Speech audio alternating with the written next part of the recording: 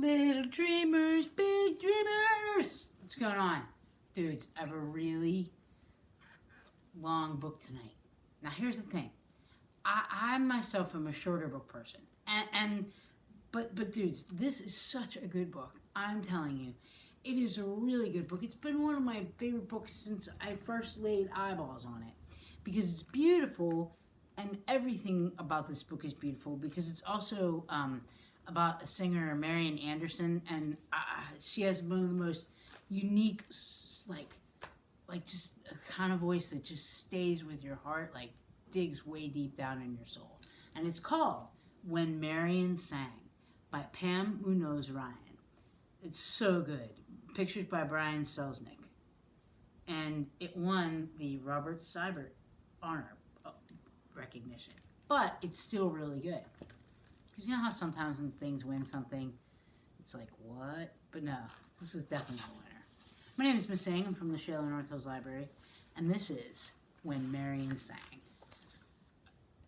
And whenever you look at the links tonight, do go and listen to her voice. Just go. You'll be glad you did. We've got a stage going on. See? Stage. Curtains open.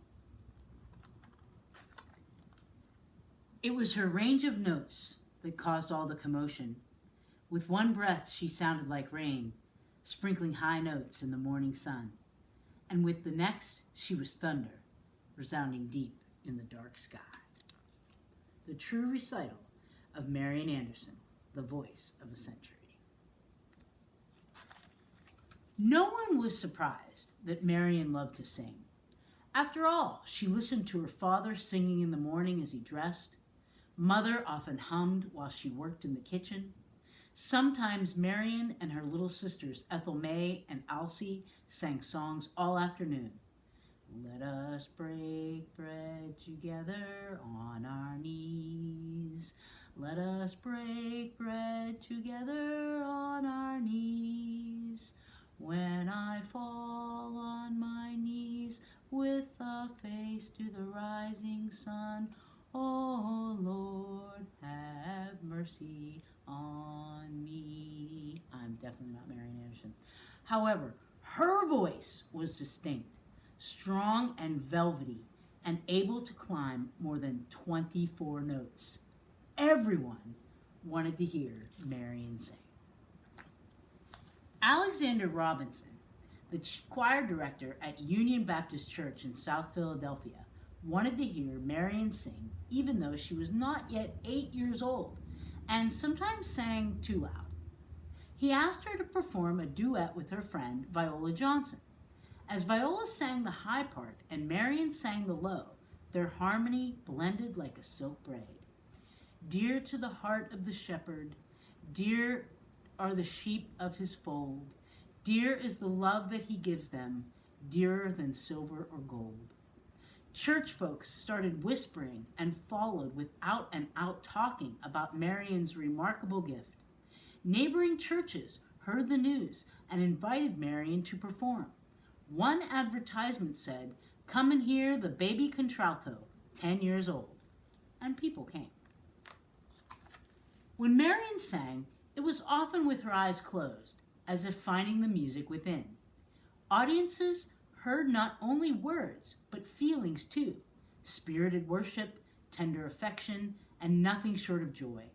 She was chosen for the celebrated People's Chorus, 100 voices from all of the black church choirs in Philadelphia. She was one of the youngest members and had to stand on a chair so those in the back could see the pride of South Philadelphia. Her father was proud too, but protective. He didn't want anyone taking advantage of his child. Father's love made Marian feel important. When he died after an injury at the Reading terminal where he sold ice, tragedy filled Marian's heart and sometimes her songs. Were you there when they laid him in the tomb? Were you there when they laid him in the tomb?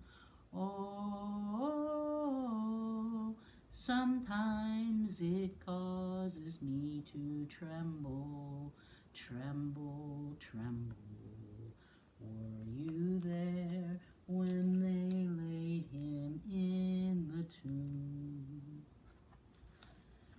mother was happy for Marian's success, but reminded her that no matter what she studied, to take a little extra time and do it well. Marian didn't need extra encouragement when it came to singing. She practiced her part of each song and learned all the other parts too. For her, music was serious business, and more than anything, she hoped that someday to go to a music school. Church members promised tuition for our Marian if she was accepted. Since father's death, Marian worked at odd jobs and sang in concert programs in order to help support her family. It wasn't until 1915, when Marian was 18, that she finally went to a music school and patiently waited in line for an application. But the girl behind the counter helped everyone except Marian. Was she invisible? Finally, the girl said, "We don't take colored." Her voice sounded like a steel door clanking shut. Marian knew about prejudice. She had seen the trolley drive past her family as they stood at the corner. She knew that her people were always the last to be helped in any store, but she could not understand how anyone who was surrounded by the spirit and beauty of music could be so narrow-minded. She felt sick in her stomach and in her heart. Didn't they know that her skin was different, but her feelings were the same? Couldn't she be a professional singer if she was Negro? With unwavering faith, Mother told her that there would be another way to accomplish what would have been done at that school. Marian believed her mother. She took voice lessons in her own neighborhood, continued with the choirs, and sometimes performed at Negro churches and colleges. When Marian saw a Metropolitan Opera performance of the tragic opera Madame Butterfly, thoughts of a formal music education came to mind again. How wonderful it would be to sing on a grand stage, act out a dramatic role, and wear beautiful costumes. The passionate music inspired her, and she was determined to study. But opera was simply the sun and the moon, a dream that seemed too far away to reach. He's got the whole wind and the rain. In his hands he's got the sun and the moon. In his hands he's got the wind and the rain. In his hands he's got the whole world in his hands. As a young woman in her 20s, Marian was invited to many states to sing. Sometimes she traveled with her accompanist by train, where they were seated in the dirty and crowded Jim Crow car reserved for Negroes. When she arrived at her destination, she often sang the same program twice, to separate audiences, one white and one black, or to segregated groups, whites in the best seats and blacks in the balcony. Many times she was welcomed enthusiastically by her audiences, and then could not get a hotel room because she was Negro. No matter what humiliation she endured, Marian sang her heart with dignity. Her voice left audiences weeping or in hushed awe as they strained to hold on to the memory of every opulent note. When Israel was in Egypt's land, let my people go. Oppressed so hard they could not stand, let my people go. Go down, Moses, way down in Egypt's land. Tell of Pharaoh to let my people go. Marian still wanted to advance her singing with master teachers. With the help of friends, she was granted an audition with the fierce yet famous Giuseppe Bocchetti. When she arrived at his studio, Mr. Bocchetti announced that he didn't have time or room for new students. Too afraid to even look at him, Marian took a deep breath, and slowly with great emotion she sang, "Deep river, my home is over Jordan. Deep river, Lord, I want to cross over into campground. Don't you want to go to that gospel feast, that promised land where all is peace? Oh, deep river, Lord, I want to cross over into campground." Finally, Marian lifted her eyes. "I will make room for you right away," Mr. Bocchetti said firmly, "and I will need only 2 years with you. After that, you will be able to go anywhere and sing for anybody." Again, Marian's devoted church community raised the money for her lessons. Marian worked hard with Mr. Bocchetti, and sometimes for practice, She sang scenes from Italian operas with him. Her recitals now included German songs too, but other languages troubled her. She didn't want simply to sing beautiful words like Dunkel wie Dunken in Hut und in Feld. She wanted to know what the words meant. Dark, how dark in the woods and the fields. Other Negro singers had gone overseas to develop their voices and learn foreign languages. Why not she? After all, Europe was different. There, she would be able to sing to mixed audiences and travel without the restrictions put on her people in America. Marian needed to grow, and Mother agreed. A bundle of trepidation and excitement, Marian boarded Ile-de-France in October 1927. She had never been so far away from her family. She knew her sisters would take good care of Mother, but still, she already felt the twinges of homesickness. Sometimes I feel like a motherless child. Sometimes I feel like a motherless child. Sometimes I feel like a motherless child, a long way from my home, a long ways from my home. Sometimes I feel like I'm almost gone. Sometimes I feel like I'm almost gone. Sometimes I feel like I'm almost gone, a long ways from my home. Marian studied and was eventually invited to perform in concert halls in Norway, Sweden, Finland, and Denmark. The enthusiasm for her singing was so overwhelming that one newspaper in Sweden called it Marian Fever. Audiences applauded in London, cheered in Paris, and pounded on the stage for encores in Russia. In Austria, the world-famous conductor Arturo Toscanini announced what he had heard before, one was privileged to hear only once in 100 years. Marian felt as if she finally achieved some success. She even asked Mother if there was anything she wanted that would make her happy, because now Marian could afford to buy it for her. Mother said that all she wanted was for God to hold Marian in the highest of his hands. It seemed like she was already there. Mr. Borghetti had been right. She could go anywhere and sing for anyone until she came home to the United States. In 1939, Howard University in Washington, D.C.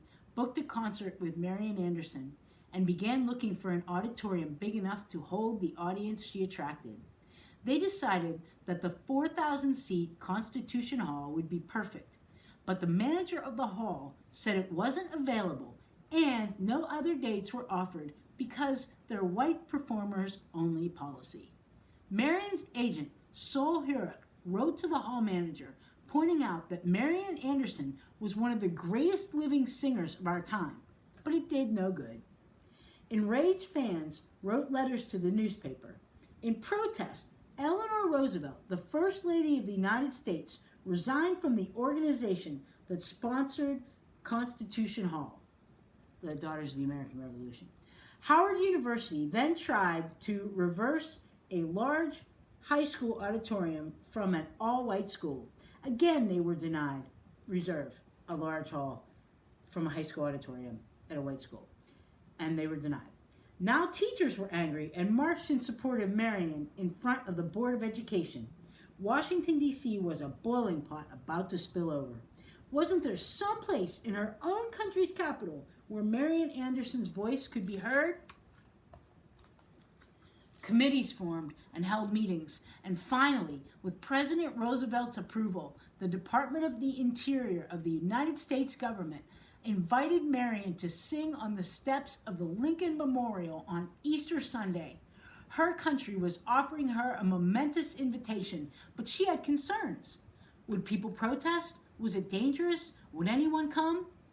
Examining her heart, Marian realized that although she was a singer first and foremost, she also had become a symbol to her people, and she wanted to make it easier for those who would follow her. She said yes.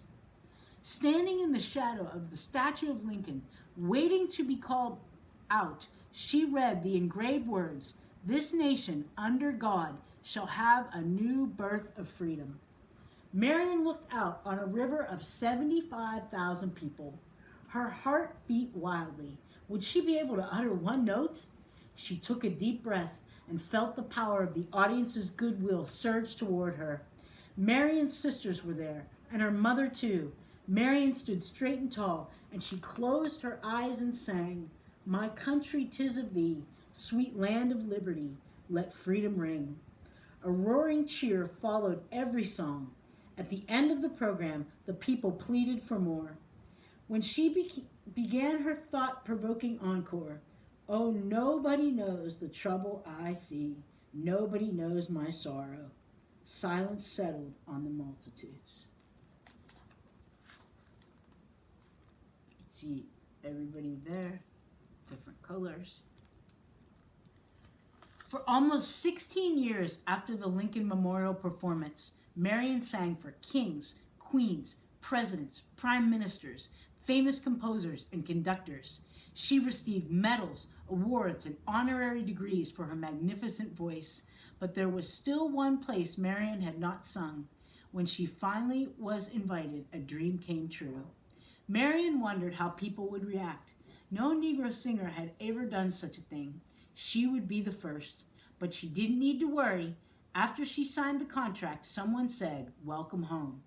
On opening night, excitement charged the air. As Marian waited in the wings, the orchestra began. Her stomach fluttered, and she walked onto the grand stage. Trembling, she straightened her costume and waited for the pounding music she knew to be her cue. Tonight was her debut with the Metropolitan Opera. At long last, she had reached the sun and the moon. The curtains parted, and Marian sang.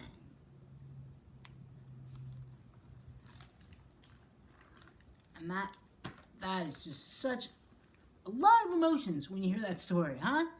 I mean, well, first of all, I do want to talk about the word Negro that's used in this book.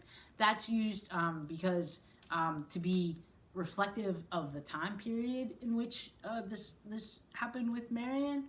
We don't use that word today, but just wanted to make note of that. It's very sad that in the country that she was born in would be among the last to welcome her and acknowledge her incredible talent, acknowledge her as a human being. But what a brave girl, and we can only keep hoping and working on it, doing the best we can where we are. Thank you for doing. I'm gonna put the links. Listen to this lady, like her voice, velvety. I mean, it's like none you've ever heard. It'll give you goosebumps, my friends. Thank you so much for the honor and privilege of reading to you with you. Hope all your dreams come true if they're good ones. Give yourself a kiss on your beautiful brain. Give yourself a kiss on your loving heart. And when you look in the mirror, please say, "Hey, good looking," because you're all good looking, just the way you are. Thank you.